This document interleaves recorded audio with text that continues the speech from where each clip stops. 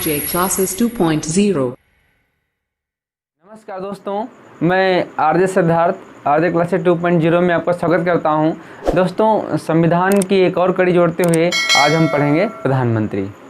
प्रधानमंत्री का पद दोस्तों बहुत महत्वपूर्ण है। बात करते हैं कि संसदीय प्रणाली में दोस्तों प्रधानमंत्री का पद बहुत महत्वपूर्ण होता है और राष्ट्रपति का नाम मात्र का होता है। दोस्तों, जैसे ही हम किसी संकट से गुजरते हैं, उस संकट में जो शक्तियां हैं वो सारी राष्ट्रपति में निहित हो जाती हैं। और जैसे कि राष्ट्रपति शासन लगाना या फिर राष्ट्रीय आपात की घोषणा करना, फिलहाल इनकी जो लिखित अनुशंसा होती है प्रधानमंत्री की या लिखित सिफारिश होती है, उसी के आधार पर दोस्तों ये राष्ट्रपति शासन या राष्ट्रीय आपात लगाया जाता है। लेकिन उस समय तीनों सेनाओं का अध्यक्ष, पूरे देश पर शासन, ये सब काम जो करेगा वो राष्ट्रपति ही करेगा। तो शासन की वास्तविक शक्ति जो है वो प्रधानमंत्री में निहित होती है और जो शासन की नाममात्र की शक्ति है साधारणतया वो राष्ट्रपति में निहित होती है। दोस्तों, अब बात करते हैं अब प्रधानमंत्री की नियुक्ति बात करते हैं। प्रधानमंत्री की नियुक्ति राष्ट्रपति करता है। दोस्तों, एक ये पॉइंट बहुत जनरली आप याद करेंगे। प्रधानमंत्री की नियुक्ति अनुच्छेद 75(1) के अनुसार। अब प्रधानमंत्री राष्ट्रपति किसको चुनेगा, बात यह है दोस्तों। देखिए दोस्तों, किताबों में कहीं कहीं लिखा है कि जो सर्वोच्च वोट प्राप्त करेगा, कहीं कहीं पर लिखा है दोस्तों जो सदन में बहुमत सिद्ध करेगा या बहुदल का नेता होगा। तो साधारणतः यदि हम बात करें तो राष्ट्रपति प्रधानमंत्री पद के लिए उस व्यक्ति को चुनेगा जो बहुदल का नेता होगा। बहुदल का नेता मतलब जिसके पास कह सकते हैं साधारणतः ज़्यादा पावर, ज़्यादा शक्तियाँ होंगी। लेकिन एक पॉइंट और उठता है कि प्रधानमंत्री संसद में सदस्य कहाँ का होगा, लोकसभा का या राज्यसभा का। दोस्तों, वो दो में से किसी भी सदन का सदस्य हो सकता है, वो चाहे लोकसभा का हो और चाहे राज्यसभा का हो। वैसे व्यवहारिकता में अधिकांशतया प्रधानमंत्री लोकसभा का ही सदस्य होता है। अभी तक दो ऐसे व्यक्ति हैं, दो ऐसे हमारे प्रधानमंत्री हुए जो राज्यसभा थे। पहले 1966 में दोस्तों, 1966 में हमारी प्रथम महिला प्रधानमंत्री श्रीमती इंदिरा गांधी ये राज्यसभा से थीं, श्रीमती इंदिरा गांधी। दूसरा 1996 में दोस्तों HD देवेगौड़ा। तीसरा प्रधानमंत्री 2004-2009 में डॉक्टर मनमोहन सिंह। दोस्तों, ये असम से थे। ये एक बार प्रश्न पूछा गया था, डॉक्टर मनमोहन सिंह प्रधानमंत्री जब आए तो उस समय कहाँ से ये थे, तो ये असम से थे। तो 2004-2009 में डॉक्टर मनमोहन सिंह, 1996 में HD देवेगौड़ा और 1966 में श्रीमती इंदिरा गांधी जी। ये तीन प्रधानमंत्री ऐसे हैं जो राज्यसभा से दोस्तों आए हैं और वर्तमान के जो हमारे प्रधानमंत्री हैं ये लोकसभा से हैं। तो बात करें दोस्तों कि तो संसद के किसी भी सदन का व्यक्ति, किसी भी सदन का सदस्य प्रधानमंत्री हो सकता है। चलिए, अब प्रधानमंत्री नियुक्त होने के लिए संसद का सदस्य होना जरूरी है। प्रधानमंत्री की नियुक्त होने के लिए वो संसद का सदस्य होना जरूरी है।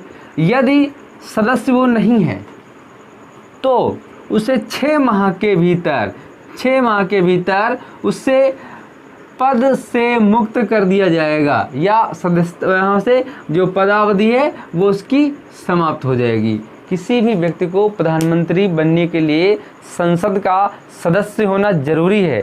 अब संसद में वो लोकसभा या राज्यसभा दो में से किसी एक सदन का सदस्य हो। यदि ऐसा नहीं है तो दोस्तों उसको प्रधानमंत्री पद से मुक्ति मिल जाएगी, कह सकते हैं। तो आगे हम बात करें, क्या ऐसा कभी हुआ है? हाँ, हुआ है। कमेंट करके बताना कौन सा प्रधानमंत्री था जिसको बहुमत प्राप्त नहीं हुआ या 6 माह के बाद में उसने पद से त्यागपत्र दे दिया। दोस्तों ये आपके लिए एक पॉइंट है, बहुत जनरली है, किताबों को पलटेंगे इधर तो मिल जाएगा और 1-2 बार ये पूछा भी गया है। उसके बाद दोस्तों बात करें कि संवैधानिक रूप से संविधान हमारा क्या कहता है। संवैधानिक रूप से हमारा प्रधानमंत्री कहाँ का सदस्य होगा, राज्यसभा का या लोकसभा का। इस पर संविधान नहीं कहता कि वो लोकसभा का सदस्य हो या राज्यसभा का सदस्य हो, वो कहता है कि संसद का सदस्य हो। वो कहता है संविधान कि संसद का सदस्य हो। यदि ऐसा नहीं है तो उसे सदस्यता लेनी 6 माह के अंदर जरूरी है, अनिवार्य है। दोस्तों अगला बात करें प्रधानमंत्री की नियुक्ति, राष्ट्रपति का विवेकी शक्तियों का प्रयोग करता है कि नहीं। पहली बात कि प्रधानमंत्री की नियुक्ति के बारे में राष्ट्रपति स्वविवेक शक्ति का प्रयोग नहीं करता है, लेकिन भारत में से कुछ कारण हुए जिनकी वजह से उसको विवेकी शक्ति का प्रयोग करना पड़ा और ऐसा हुआ। दोस्तों तो जनरली यदि कहीं पर बात किया जाए क्या स्वविवेकी शक्ति का प्रयोग करेगा तो दोस्तों ऐसा कुछ नहीं है, लेकिन यदि लोकसभा भंग हो जाए, लोकसभा भंग हो जाए और कोई नेता उस समय कोई नेता सामने ना आ रहा हो, ऐसी स्थिति में राष्ट्रपति किसी भी व्यक्ति को प्रधानमंत्री चुन सकता है। यदि दोस्तों लोकसभा और राज्यसभा में, लोकसभा राज्यसभा में यदि दोस्तों कोई स्पष्ट बहुमत साबित करने में असफल हो जाए, संसद में कह सकते हैं कि स्पष्ट बहुमत साबित करने में असफल हो जाए, तो राष्ट्रपति किसी भी व्यक्ति को प्रधानमंत्री चुन सकता है। एक ये पॉइंट दोस्तों। लोकसभा यदि दोस्तों लोकसभा में किसी गठबंधन या किसी दल पर, किसी गठबंधन या दल में यदि स्पष्ट बहुमत प्राप्त करने में असमर्थता है तो ऐसी स्थितियों में दोस्तों राष्ट्रपति प्रधानमंत्री चुन सकता है। 1979 में ऐसा एक बार हो चुका है।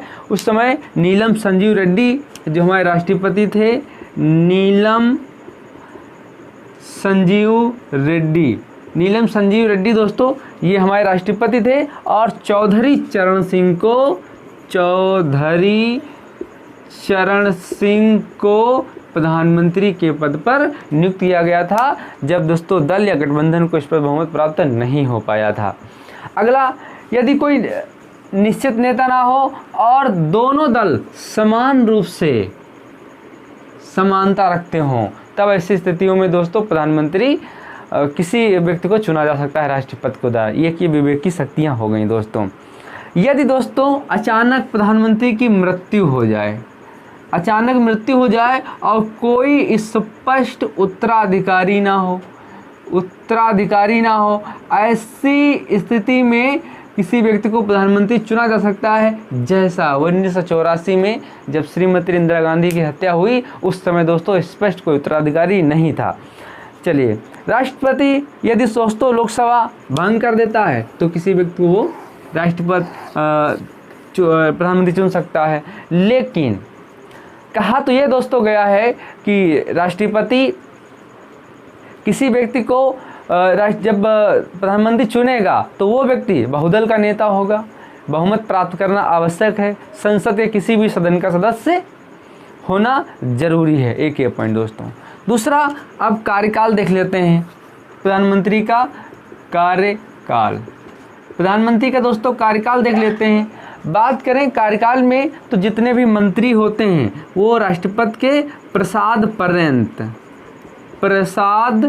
पर्यंत पद धारण करते हैं। पद धारण करते जितने भी दोस्तों मंत्रीगण होते हैं, मंत्रीगण वो प्रसाद पर्यंत पद धारण करते हैं राष्ट्रपति के। इसमें हमारा प्रधानमंत्री भी शामिल है, तो ये प्रसाद पर्यंत होते हैं राष्ट्रपति के। वैसे प्रधानमंत्री का जो कार्यकाल है वो 5 वर्ष का है। प्रधानमंत्री का जो कार्यकाल है वो दोस्तों 5 वर्ष का है। और एक बात और है, प्रधानमंत्री तब तक अपने पद पर बना रहता है जब तक कोई दूसरा व्यक्ति उसके पद पर ना आ जाए। यदि कार्यकाल पूरा हो जाए और तब तक वो अपने पद पर बना रहेगा जब तक कोई दूसरा व्यक्ति ना आ जाए। एक ये दोस्तों पॉइंट नोट कर लेंगे। इसमें सबसे जो महत्वपूर्ण पॉइंट है तो प्रधानमंत्री या पूरे मंत्रीगण राष्ट्रपति के प्रसाद पर्यंत पद धारण करते हैं, और उसमें दोस्तों प्रधानमंत्री तब तक अपने पद पर बना रहता है जब तक कोई दूसरा व्यक्ति वहाँ पर चुनाव जीत के ना आ जाए या पद पर नियुक्त होके ना आ जाए। एक ये पॉइंट। वैसे सामान्यतः कार्यकाल 5 वर्ष का होता है। चलिए दोस्तों, एक और प्रधानमंत्री तब तक अपने पद पर बना रहेगा जब तक उसे लोकसभा में विश्वास प्राप्त रहेगा। एक पॉइंट दोस्तों ये नोट कर लेंगे।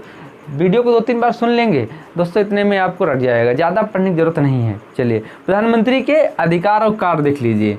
प्रधानमंत्री के अधिकार और कार्य, ये दोस्तों एक बहुत बड़ा पॉइंट है। सिर्फ आप सुन लेंगे वीडियो को दोस्तों, इतने बहुत हो जाएगा। 1-2 बार सुन लेंगे बस काम हो जाएगा। बाकी आपको कहीं से भी कुछ पढ़ने की ज़रूरत नहीं है। 2 वीडियो हमारे आएंगे, दोनों वीडियो में पूरा राष्ट्रपति प्रधानमंत्री आपको हम कंप्लीट करवा देंगे दोस्तों। देखिए दोस्तों, एक जो प्रधानमंत्री का कार्य है सबसे महत्वपूर्ण है मंत्रिमंडल का गठन। मंत्रिमंडल का गठन, एक ये दोस्तों बहुत अच्छा पॉइंट है, मंत्रिमंडल का गठन। दूसरा है विभागों का बंटवारा। मंत्रिमंडल में विभागों का बंटवारा, एक ये दोस्तों पॉइंट है। तो मंत्रिमंडल का गठन करता है, मंत्रिमंडल में विभागों का बंटवारा करता है, या स्वविवेकी इसकी शक्तियां हैं। विवेकी इसकी दोस्तों शक्तियां हैं। हाँ, विभागों के बंटवारे के बारे में जो नियम बनता है वो दोस्तों हमारा राष्ट्रपति बनाने में सहायता करता है, और किसको मंत्री बनाना है किसको मंत्री नहीं बनाना है ये तय करता है हमारा प्रधानमंत्री। किसको पद देना है किसको पद नहीं देना है ये हमारा तय करता है प्रधानमंत्री दोस्तों। दूसरी बात दोस्तों, क्या स्पेशल प्रधानमंत्री की जो शपथ है, एक पॉइंट रह गया, उसके बारे में क्या कहा गया है। क्या प्रधानमंत्री की शपथ होती है कि नहीं होती है। प्रधानमंत्री शपथ लेता है तो किस रूप में लेता है, मंत्रीगण के रूप में दोस्तों लेता है या प्रधानमंत्री के रूप में लेता है। अनुसूची 3 के अनुसार प्रधानमंत्री शपथ लेता है या फिर दोस्तों किसी अनुच्छेद के अनुसार लेता है। मैं आपको बता दूं, किसी अनुच्छेद में प्रधानमंत्री की शपथ के बारे में वर्णन नहीं है। एक ये पॉइंट है। दोस्तों अनुसूची 3 में जो प्रारूप दिया गया है उसके अनुसार ये शपथ लेता है, और ये मंत्री गण के रूप में दोस्तों शपथ लेता है। एक ये पॉइंट दोस्तों। अगला देख लेते हैं।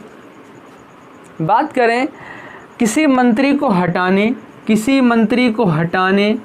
या किसी मंत्री को हटाने व उससे त्याग पत्र मांगने जैसी बातें प्रधानमंत्री रख सकता है। किसी भी मंत्री को हटा सकता है, उससे त्याग पत्र मांग सकता है। एक अगला पॉइंट दोस्तों, प्रधानमंत्री संसद, देश विदेश की नीतियों का निर्धारण करता है।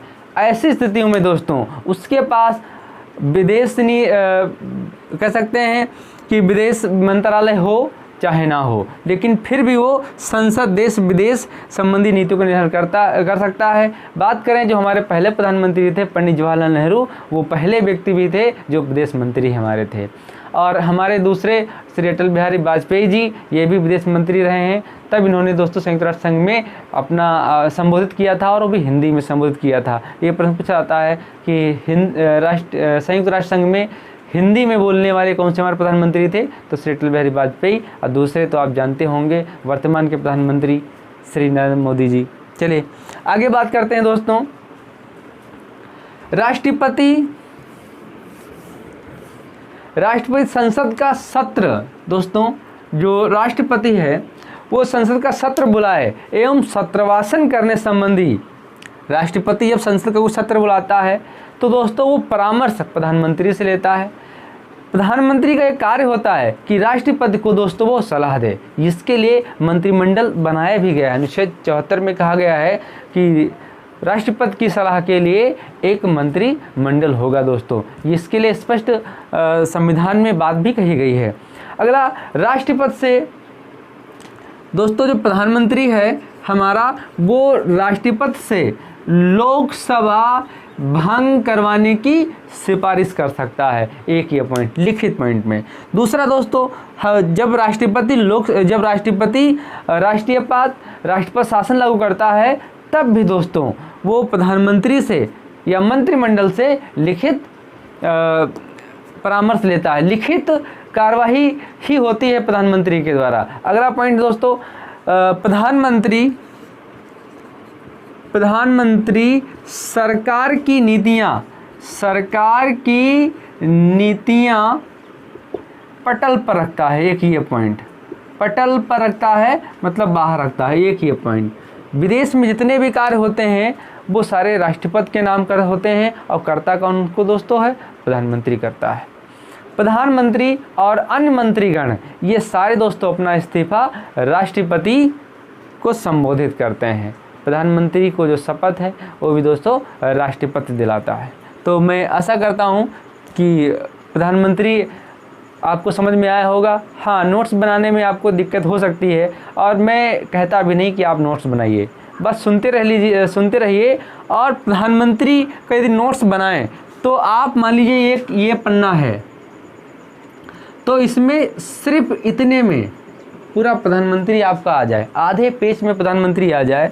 इसमें जो प्रधानमंत्री से संबंधित कुछ बातें हैं, जो महत्वपूर्ण बातें हैं या अभी तक एग्जाम में पूछी गई हैं, उनको आप नोट कर लीजिए। नोट्स ज़्यादा बनाने से बचिए दोस्तों। यदि आप ज़्यादा बड़ा नोट्स बनाते हैं तो उनको रिवीजन करने में दिक्कत होती है। जितना शॉर्ट आप नोट्स बना सकते हैं उतना बनाइए और प्रयास करिए डिस्क्रिप्टिव पढ़ने के लिए। इसलिए दोस्तों हम बोर्ड पर लिख के या एक पॉइंट आपको नहीं बताते। हमारी इच्छा रहती है कि आप सुनिए और एकाग्रता के साथ सुनिए ताकि दिमाग में उस तरीके से ये बैठ जाए कि फिर बाहर ना निकलने पाए। तो इसलिए दोस्तों हम वो व्यवस्था नहीं करते कि एक पॉइंट आपको यहाँ पर नोट कराएं। नोट्स बनाने का तरीका हमने बताया कि एक पन्ना लीजिए, उसमें आधे पन्ने में कुछ जो महत्वपूर्ण पॉइंट हैं वो, और नीचे वाले में जो अभी तक एग्जाम में आए हैं और आपको नहीं मालूम था कि इसका उत्तर क्या होगा, वो पॉइंट नोट करेंगे। इतने में दोस्तों आपका प्रधानमंत्री आ जाना चाहिए। ठीक दोस्तों, अगले वीडियो में फिर आपसे मुलाकात होगी। धन्यवाद, नमस्कार।